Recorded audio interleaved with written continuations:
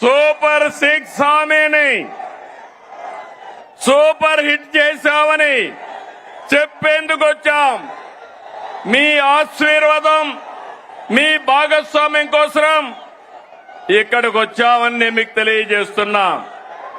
ఇప్పుడే కేశవ్ గారు చెప్పారు, బాధ్యత అంటే నేపాల్లో ఆందోళన జరుగుతున్నాయి. అక్కడ ఆందోళన జరిగితే 200 మంది తెలుగు వాళ్ళు అక్కడ చిక్కుకుపోయారు.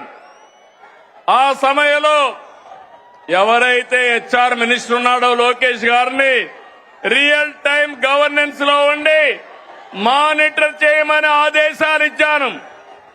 ఇది జవాబుదారీతనం అవునా కాదా అని మిమ్మల్ని అడుగుతున్నా. సంక్షేమం అంటే ఓట్ల రాజకీయం కాదు.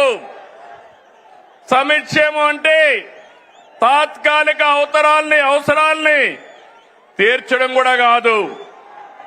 సంక్షేమం అంటే పేదల జీవితాలు మారాలి.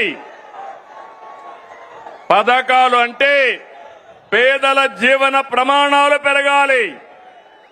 అందుకే అన్ని వర్గాలతో చర్చించి 2024లో సూపర్ 6 హామీ మీకు ఇచ్చాం. ఇంకొక పక్క 2023 మే నెలలో 28వ తారీఖున రాజమండ్రిలో మహానాడు జరిగింది. సూపర్ 6 ను ప్రకటించాం. అదే సమయంలో కూటమి మేనిఫెస్టో కూడా ఇచ్చి మేమందరం కూడా సమిష్టిగా కష్టపడి ఇవన్నీ కూడా నెరవేర్చడానికి ముందుకు పోతున్నాం.